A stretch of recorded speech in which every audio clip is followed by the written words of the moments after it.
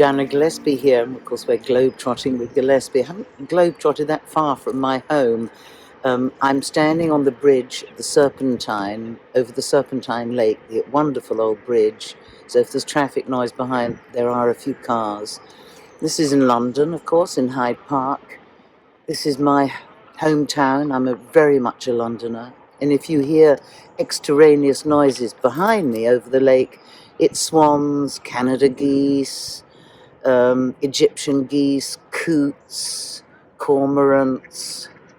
Well, there's all sorts of things, and of course pigeons floating around. But it's pretty amazing here. And as I walked up here,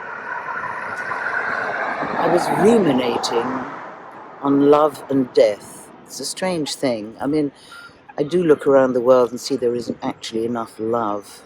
I was brought up that, in fact, you should love everything. You should love all and serve all. And it's quite difficult for people to do that when they're in a state of kind of anger, or when you're in pain, it's very difficult to give out love too.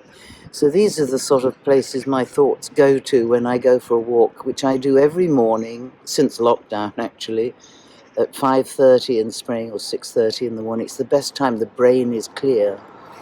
And it's so important to even have love in everything. I'm going to give you an example. There was once an old emperor in India, this happened, and he was building a temple to himself. It was going to be a Shiva temple. It was going to be marvelous.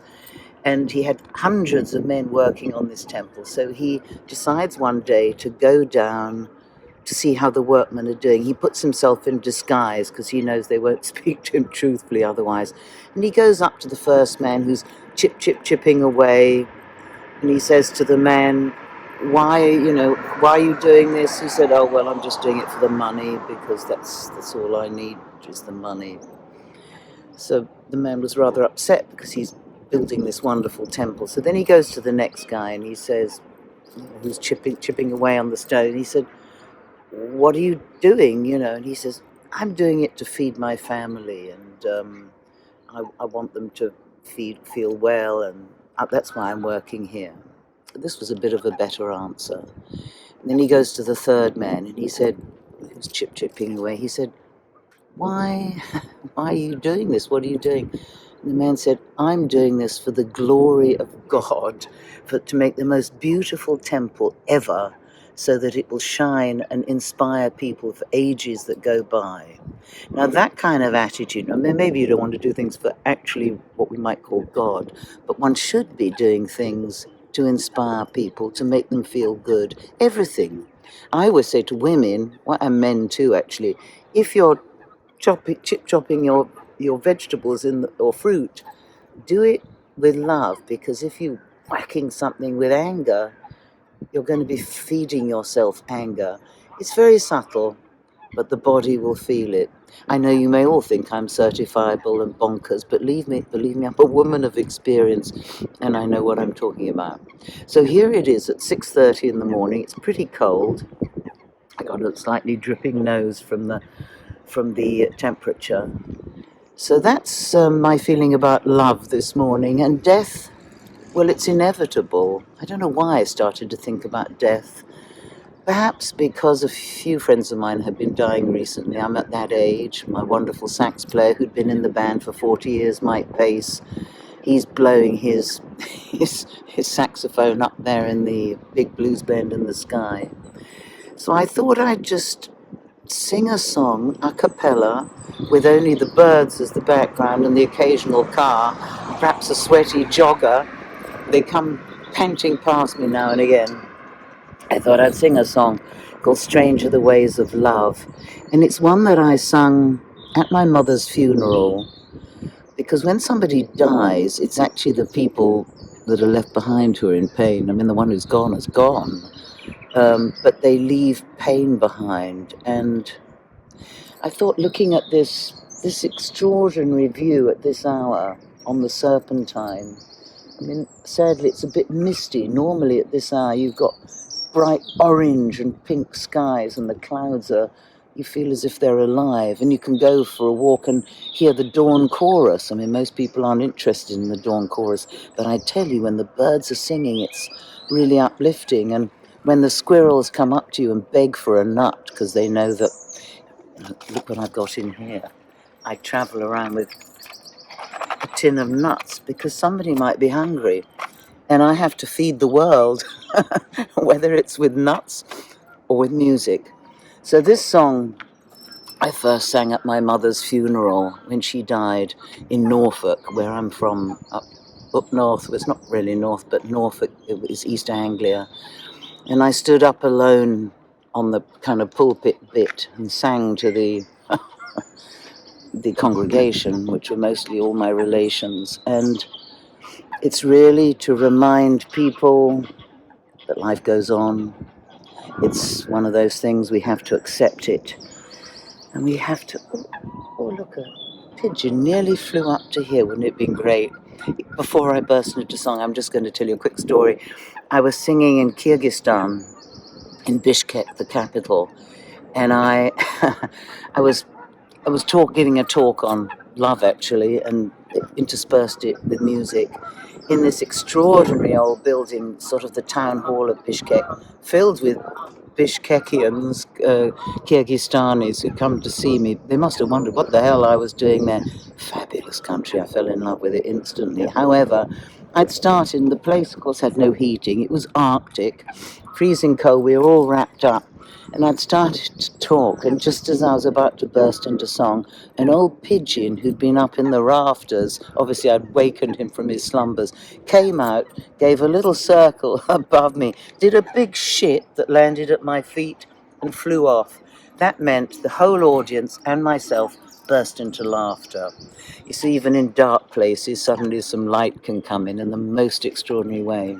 So this song is called Strange Are the Ways of Love. I sung it once at Sai Baba, who's my Indian teacher, my spiritual master. I've sung it at my Uncle Ron Buxton's funeral, alone, again, in the same church as my mother's.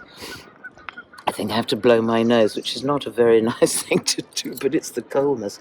And while I'm doing this, I can see a man down below feeding a swan. Yes.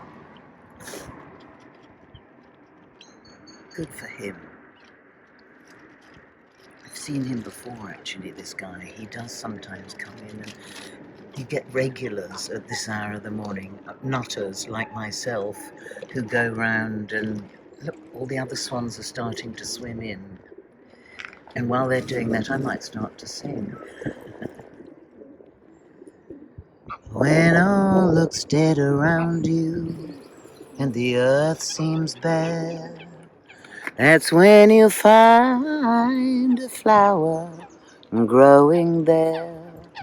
And in those darkest moments, when you feel alone, that's when that guiding hand comes to take you home. And when you feel your heart is empty and no one seems to care, that's when that loving light can enter and shine in there. And when the veil of illusion leaves you full of fear, that's when you hear that voice within you whisper, I am here. Strange are the ways of love, the ways of love. Strange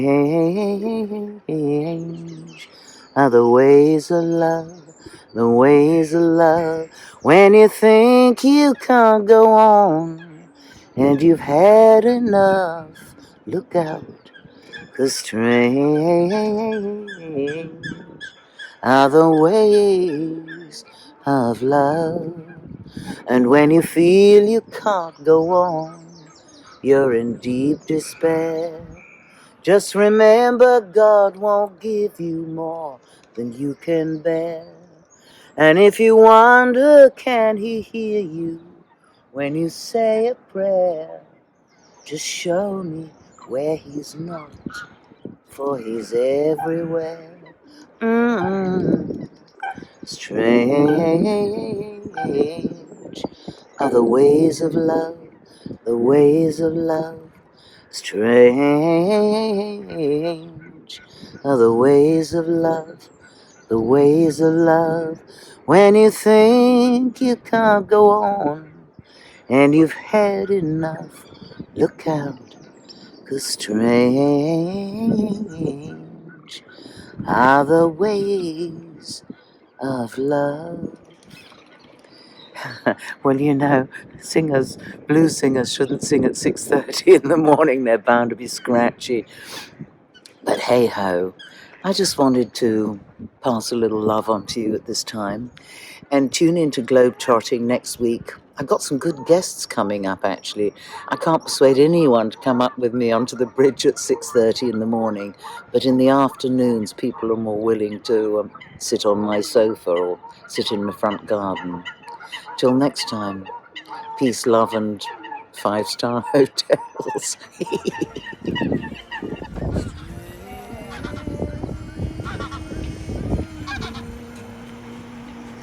Oh, and they're in a perfect V shape. V for victory. Or V for virus. Let's get out of this bloody way and move on virus free.